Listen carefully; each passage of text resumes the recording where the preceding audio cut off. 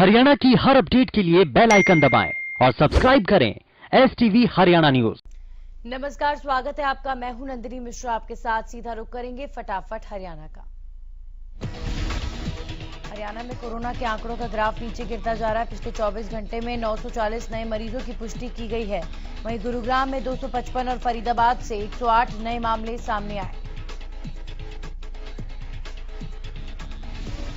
प्रदेश में पिछले 24 घंटे में 12 मरीजों की मौत के मामले सामने आए। वहीं अब तक इस महामारी से 1660 कोरोना मरीजों की मौत हो चुकी है।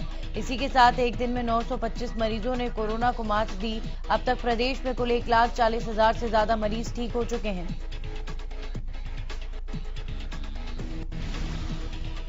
आज पंचकुला में पुलिस स्मरणोत्सव दिवस में सीएम मनोहर लाल ने बतौर मुख्य अतिथि शिरकत की। पंचकुला मोगिनंद स्थित पुलिस लाइन में इस कार्यक्रम का आयोजन किया गया, जिसमें सीएम के साथ विधानसभा अध्यक्ष ज्ञानचंद गुप्ता और हरियाणा पुलिस महानिदेशक मनोज यादव समेत कई लोग मौजूद रहे।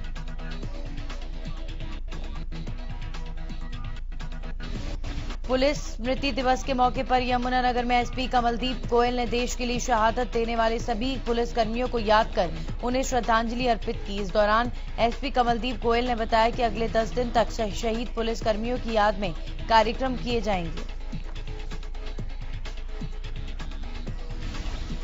वहीं उन्होंने बताया कि यमुनानगर से 7 पुलिसकर्मी जो अलग अलग जगह बुरी शक्तियों से लोहा लेते हुए शहीद हुए, उन सभी के घरों में भी हम जाएंगे और शहीद पुलिसकर्मियों के परिवार को सम्मानित करेंगे। उन्होंने बताया कि आज इस मौके पर फ्लैग डे मनाया गया।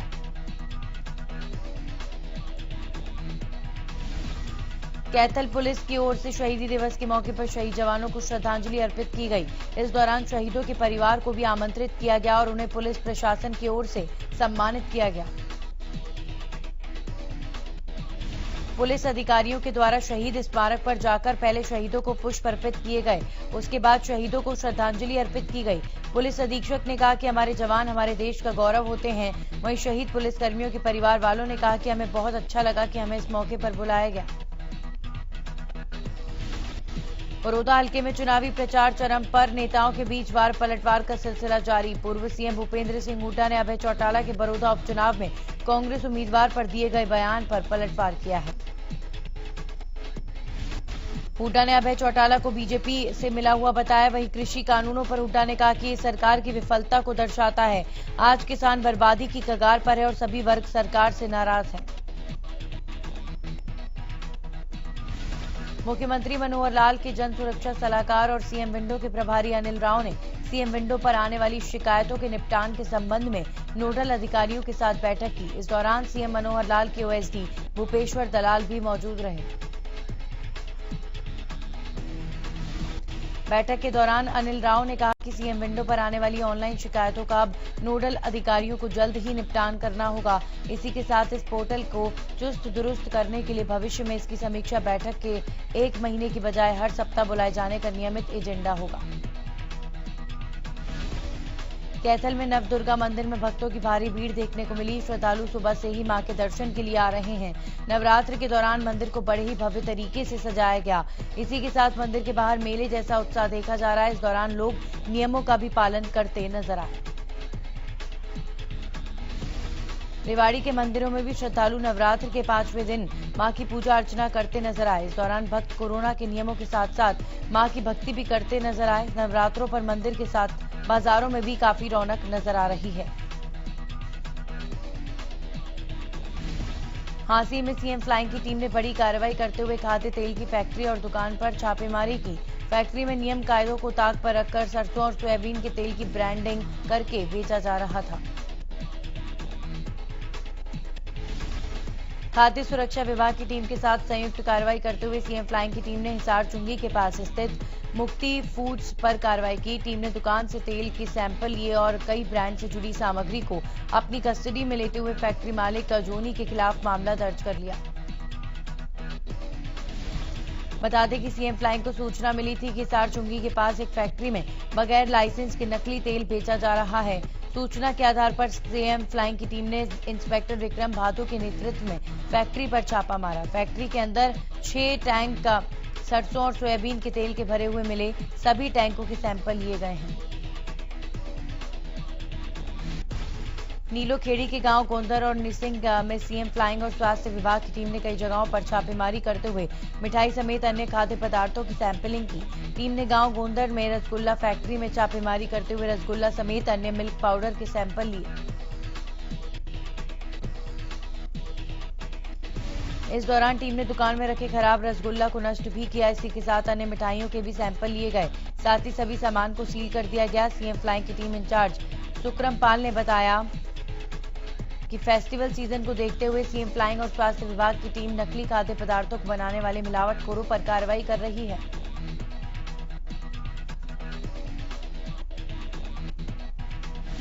चरखी दादरी के मोरवाला गांव में मिठाई की दुकान में सीएम फ्लाइंग टीम ने छापा मारकर मिठाई के सैंपल लिए। फिलहाल सैंपलों को जांच के लिए भेजा गया है।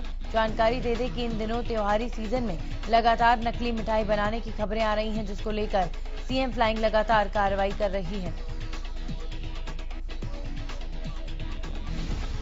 कलायत में गेहूं घोटाले पर पुलिस ने बड़ी कार्रवाई करते हुए सरकारी अधिकारी समेत 6 लोगों को गिरफ्तार किया। पुलिस सब इंस्पेक्टर सतपाल ने जानकारी देते हुए बताया कि फूड सप्लाई के 2 इंस्पेक्टर, 1 चौकीदार, 1 फ्लोर मील कर्मी समेत 6 लोगों को गेहूं घोटाले में पुलिस ने गिरफ्तार किया। बता दें कि फूड सप्लाई विभाग भंडारण से जुड़े इस मामले में एसडीएम डॉक्टर संजय कुमार की शिकायत पर गहनता से पड़ताल की जा रही है। करनाल में हथियार के बल पर ट्रक चालकों से लूटपाट कर हत्या करने के मामले में पुलिस ने 3 आरोपियों को गिरफ्तार किया। पूछताछ के दौरान आरोपियों ने अपने एक अन्य साथी के साथ मिलकर वारदात को अंजाम देने की बात कबूल की। इसी के साथ पुलिस का कहना है कि जल्द चौथे आरोपी को भी गिरफ्तार किया जाएगा।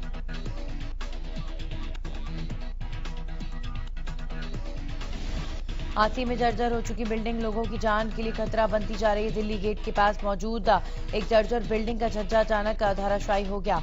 हादसे में एक दुकानदार घायल हो गया और नीचे मौजूद कई वाहन क्षतिग्रस्त हो गए।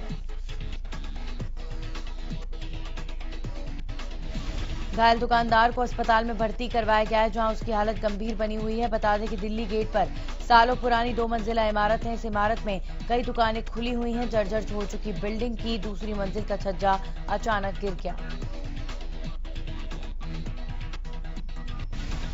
छज्जा गिरने की तेज आवाज सुनते ही मार्केट के दुकानदार सहम गए। वहीं हादसे की कई देर बाद तक नगर परिषद की तरफ से कोई अधिकारी स्थिति का जायजा लेने भी घटनास्थल पर नहीं पहुंचा।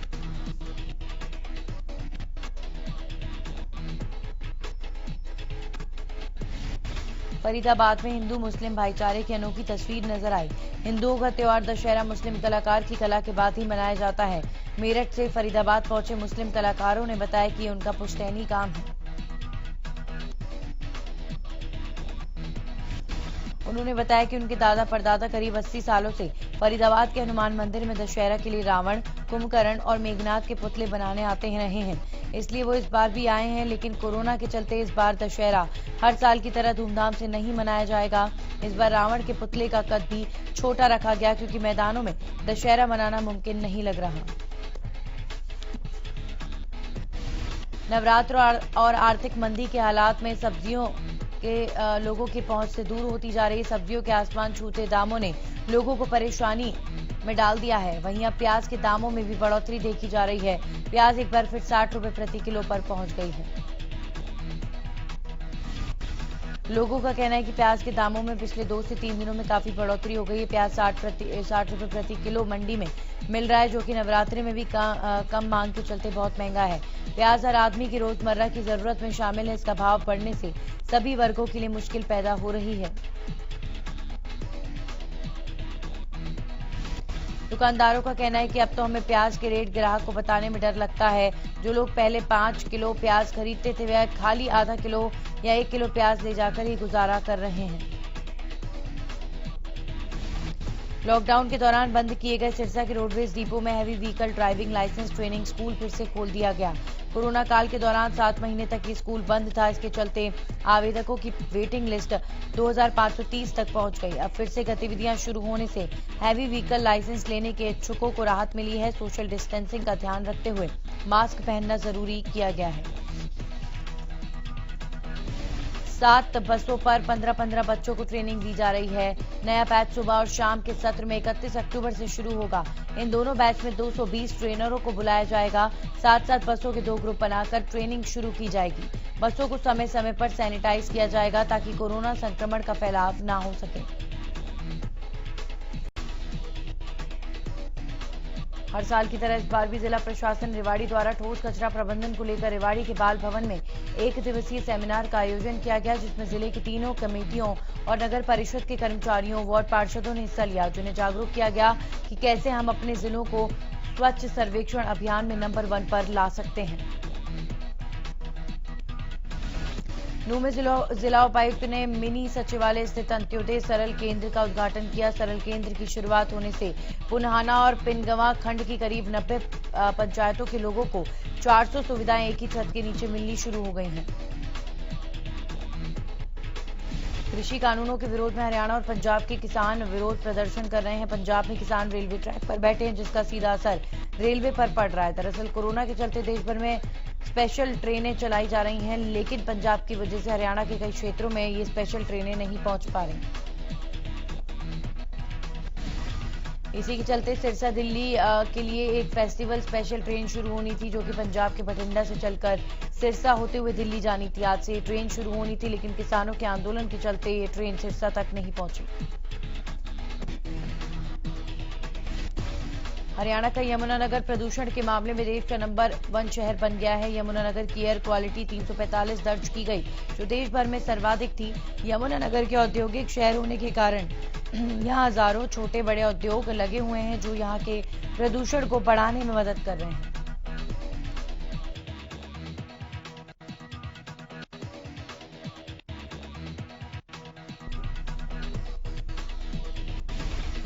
इसके अलावा आजकल खेतों में पराली जलाने की घटनाएं भी बढ़ती जा रही हैं। कई इलाकों में कूड़े के ढेर में आग लगाने के मामले भी सामने आ रहे हैं। इन सबके अलावा कंस्ट्रक्शन वर्क भी प्रदूषण बढ़ाने में अपनी भूमिका अदा कर रहे हैं, जिससे यहाँ के लोगों का दम घुटने लगा है। बढ़ते प्रदूषण पर लगाम लगाने के लिए प्रशासन एक्शन में है। जिले के डीसी ने अधिकारियों को यमुनानगर में प्रदूषण को रोकने के लिए कदम उठाने के निर्देश दिए, जिसके तहत शहर में पानी के छिड़काव के अलावा खुले में कचरा जलाने पर कार्रवाई के निर्देश दिए गए, ताकि यमुनानगर को प्रदूषण मुक्त बनाया जा सके। मौसम में ठंडक के साथ ही प्रदूषण की समस्या बढ़ने लगी है। धर्मनगरी कुरुक्षेत्र की बात की जाए तो कुरुक्षेत्र प्रदेश के टॉप 5 प्रदूषित शहरों में शामिल है। प्रदूषण का बढ़ता स्तर ऐसा कि यहाँ के लोगों को सांस लेने में भी दिक्कत हो रही है। प्रदूषण का आलम यह है कि लोग आंखों में जलन की शिकायत कर रहे हैं। लोगों का कहना है कि कोरोना संक्रमण का डर तो बरकरार है ही, अब धुआं और प्रदूषण भी लोगों के लिए बड़ी चुनौती पेश कर रहा है।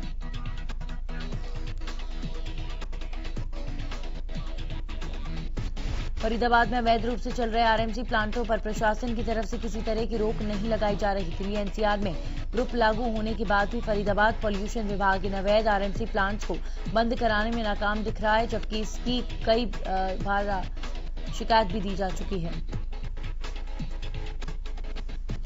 इन प्लांट्स के चलते प्रदूषण के स्तर भी लगातार बढ़ता जा रहा है। इस मामले में जब फरीदाबाद के आरओ सुमित कनोडिया और एसडीओ से बात करनी चाहिए तो उन्होंने कैमरे के सामने कुछ भी बोलने से साफ इनकार कर दिया।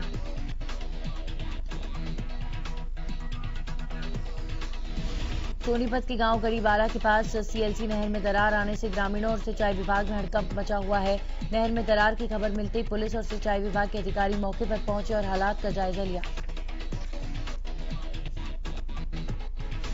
दरअसल मुनक नहर से दिल्ली को पीने का पानी सप्लाई इसी नहर के जरिए किया जाता है। बताया जा रहा है कि नहर में रात करीब 1 बजे दरार आई और पानी का रिसाव शुरू हुआ। हालांकि ये दरार इतनी बड़ी नहीं है, बावजूद इसके स्थानीय लोगों में डर का माहौल बना हुआ है। विभाग के अधिकारियों ने भी बताया कि लोगों को इससे डरने की जरूरत नहीं, नहर में आई दरार को जल्द से जल्द ठीक कर दिया जाएगा। पंचकुला के जिला सचिवालय को मॉक ड्रिल के लिए चयनित किया गया। इस दौरान प्रशासन, पुलिस, स्वास्थ्य विभाग और एनडीआरएफ की टीम ने मॉक ड्रिल किया। वहीं भूकंप आने के चलते इमारत क्षतिग्रस्त होने पर कैसे इमारत में फंसे लोगों को निकाला जाए, उसका रेस्क्यू ऑपरेशन किया गया। एनडीआरएफ की टीम ने नई तकनीक के साथ इमारत में फंसे हुए लोगों को बाहर निकाला।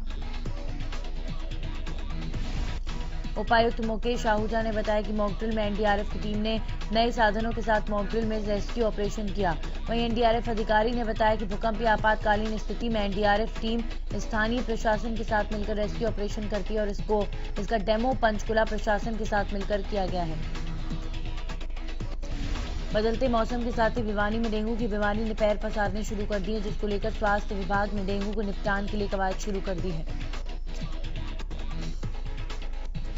स्वास्थ्य विभाग ने डेंगू फैलाने वाले मच्छरों की उत्पत्ति रोकने के लिए एंटी लार्वा एक्टिविटी शुरू कर दी, जिसमें खड़े पानी से लार्वा के सैंपल भरे जा रहे हैं और उसमें मच्छर उत्पत्ति का लार्वा पाया जाने के बाद गंबूजिया मछलियों को डाला जा रहा है। ये मछलियां मच्छर के लार्वा को खाकर समाप्त कर देती हैं। त्योहारों के मौसम में मिलावट की खबरें अक्सर आती रहती हैं। इन दिनों कुट्टू का आटा खाने से बीमारियां बढ़ने की खबरें लगातार आ रही हैं। यमुनानगर में भी इस बार भी कुछ ऐसा ही दिख रहा है। रादौर में कुट्टू का आटा खाने से 4 लोग बीमार हुए, तो वहीं यमुनानगर के कैंप इलाके में कुट्टू का आटा खाने से 4 लोगों की तबीयत बिगड़ी, जिन्हें यमुनानगर के ट्रॉमा सेंटर में भर्ती कराया गया है।